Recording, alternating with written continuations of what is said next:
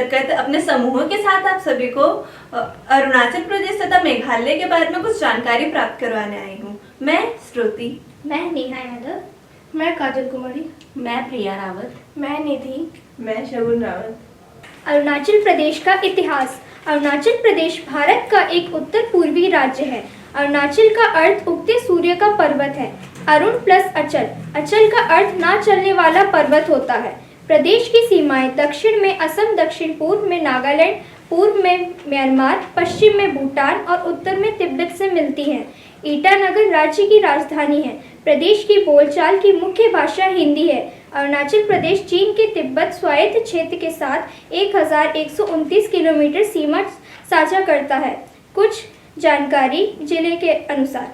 शासन सभा अरुणाचल प्रदेश सरकार, राज्यपाल जनरल कैबिनेट त्रिविक्रम, मुख्यमंत्री पेमा खांडू भाजपा के सदस्य हैं। विधानमंडल एक सदनीय, विधानसभा 60 सीटें, फिर संसदीय क्षेत्र राज्यसभा 1 सीटें और लोकसभा 2 सीटें। अरुणाचल प्रदेश की मुख्य जनजातियाँ, वहाँ की जनसंख्या में 63% जनसंख्या में से 19 प्रमुख जनजातियाँ हैं तथा बची हुई 83% अन्य जनजातियाँ हैं, जिनमें से प्रमुख तिब्बती बर्मार तथा ताई बर्मार हैं। बची हुई बाकी 35% अप्रवासी लोग अरुणाचल प्रदेश में रहते हैं, जो कि अप्रवासी अरुणाचल प्रदेश तथा असम से आए हुए हैं। अरुणाचल प्रदेश की कृषि और अर्थव्यवस्था। कृषि। अरुणाचल प्रदेश के नागरिकों के जीवन यापन का मुख्य आधार कृषि है। इस प्रदेश की अर्थव्यवस्था मुख्यतः झूम खेती पर आधारित है। आजकल की नकदी फसलें जैसे आलू और बागवानी की फसलें जैसे सेब, संतरा, नाशपाती आदि को प्रोत्साहन दिया जा रहा है। अर्थव्यवस्था। 2004 में अरुणाचल प्रदेश का सकल घरेलू उत्पाद लगभग $706 मिलियन था। यह अर्थव्यवस्था मुख्यतः कृषि प्रधान है। झूम खेती, जो आदिवासी समूहों में पहले प्रचलित थी, अब कम लोग ही इस प्रकार खेती करते हैं। अरुणाचल प्रदेश का लगभग 61,000 वर्ग किलोमीटर का भाग घने जंगलों से भरा है और वन्य उत्पाद राज्य की अर्थव्यवस्था का दूसरा महत्वपूर्ण अंग है। यहाँ मुख्य उद्योग आरा मिल और प्लाईवुड को कानूनन द्वारा बंद कर दिया गया है। यहाँ फसलों में चावल, मक्का, बाजरा, गेहूँ, गन्ना, अदरक और तिलहन मुख्य हैं। अरुणाचल प्रदेश का भूगोल। राज्य में पश्चिम, उत्तर और पूर्व में भूटान, तिब्बत, चीन और म्यांमार देशों की अंतर्राष्ट्रीय सीमाएं हैं। अरुणाचल प्रदेश की सीमा नागालैंड और असम से भी मिलती है।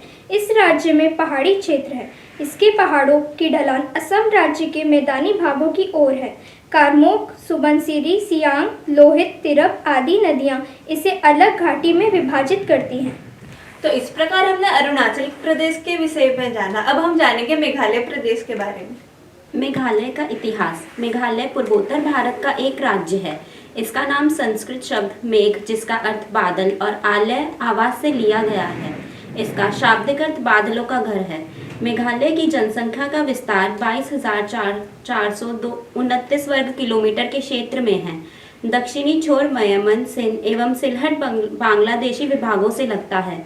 पश्चिमी ओर रंगपुर बांग्लादेशी भाग तथा उत्तर एवं पूर्वी ओर भारतीय राज्य असम से घिरा हुआ है। मेघालय की राजधानी शिलोंग है। भारत में अंग्रेजों के राज्य के समय तत्कालीन ब्रिटिश शाही अधिकारियों द्वारा इसे पूर्व के स्कॉटलैंड की संज्ञा दी गई थी।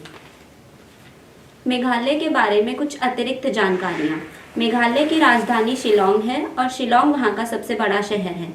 यहाँ 11 जिले हैं और शासन सभा में विधानसभा है। संसदीय निर्वाचन क्षेत्र राज्यसभा 1 सीट, लोकसभा 2 सीट। उच्च न्यायालय मेघालय उच्च न्यायालय। अर्थव्यवस्था मुख्य रूप से कृषि पर आधारित है, जिसमें चाय और चावल जैसी विभिन्न प्रकार की फसलें उगाते हैं।